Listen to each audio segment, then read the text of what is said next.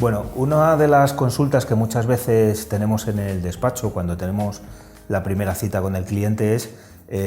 más que una consulta, es un miedo que nos manifiesta el cliente, normalmente yo creo que promovido por una especie de leyenda negra que viene de noticias, de medios de comunicación, de comentarios de gente que a lo mejor no tiene mucha idea de cómo funciona esto de las herencias, y es decir, si deberían renunciar a la herencia, porque la herencia parece ser que aunque suponga un activo, pues va a implicar una serie de costes y de impuestos que la van a hacer impracticable, ¿no? Entonces, ante esto, lo primero, decir no hay que renunciar a una herencia si supone un activo. Para eso lo importante es contar con un buen abogado, con un buen asesor fiscal, que tras una valoración de ese patrimonio establezca efectivamente la viabilidad de esa herencia, que es un activo y que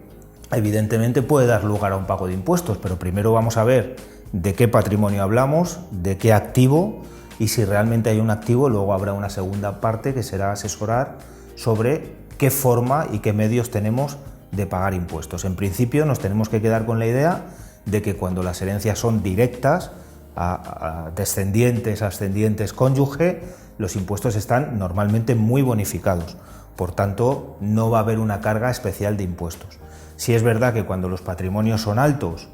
y cuando hablamos de otro tipo de parentescos, como pueden ser hermanos, sobrinos o incluso herederos que no tienen parentesco, pues puede haber unas cargas importantes de impuestos, pero hay medios para resolver esas situaciones y adquirir el activo que recibimos en herencia. Una vez que como abogados, como despacho, en el asesoramiento al cliente determinamos que el patrimonio y la herencia es viable, es practicable y supone un activo, lo que tenemos que enfocarnos es a ver la posibilidad y la forma en la que vamos a hacer frente a los impuestos. Normalmente, si estamos hablando de herencias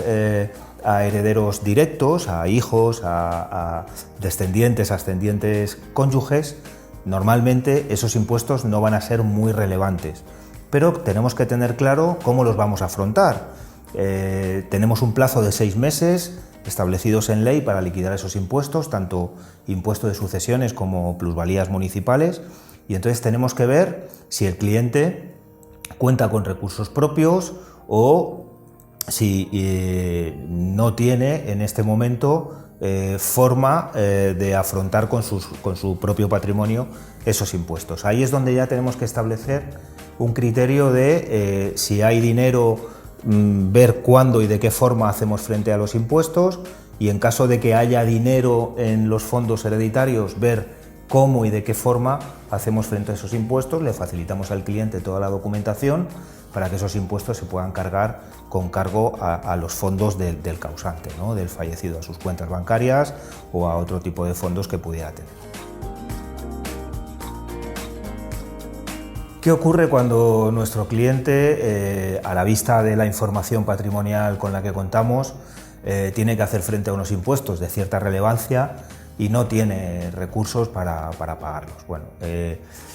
nosotros como despacho, cuando asesoramos y cuando llevamos un expediente de herencia, tenemos que mirar con amplitud y en global toda la gestión, es decir, tenemos que saber qué tipo de herencia es, si esa herencia es viable, si es practicable y desde luego qué consecuencias fiscales va a tener para el cliente, ¿no? Y aquí es donde tenemos que hacer pues cálculos previos, tenemos que consensuar con el cliente cómo vamos a hacer frente a esos impuestos y tenemos que poner pues todos nuestros medios a su alcance para que esto se haga de la mejor manera posible. Si el cliente tiene recursos propios, pues podemos decir que no hay problema, habrá que ver pues ese importe de impuestos, cómo y cuándo se hace efectivo. Si en la herencia hay fondos, pues en principio tampoco hay problema y pues en el despacho se le asesorará y se le preparará la liquidación correspondiente de impuestos para que sea cargada en las cuentas y en los fondos del propio causante. El problema viene cuando no hay ni una cosa ni la otra, cuando el cliente no tiene recursos y en la herencia tampoco hay fondos suficientes. Ahí es donde nuestro despacho asesora en el sentido de planificar cuál es el proceso para liquidar esos impuestos, porque va a ser un proceso que se va a alargar en el tiempo. Primero, tenemos a nuestro alcance la posibilidad de pedir prórroga en el impuesto. El impuesto hay que liquidarlo en un plazo de 6 meses y podemos ampliar esa prórroga, podemos prorrogar ese impuesto, otros 6 meses. Es decir, con esto ya nos vamos a 1 año desde el fallecimiento. Además, podemos pedir un aplazamiento que normalmente no va a implicar ningún tipo de garantía adicional, pero sí va a suponer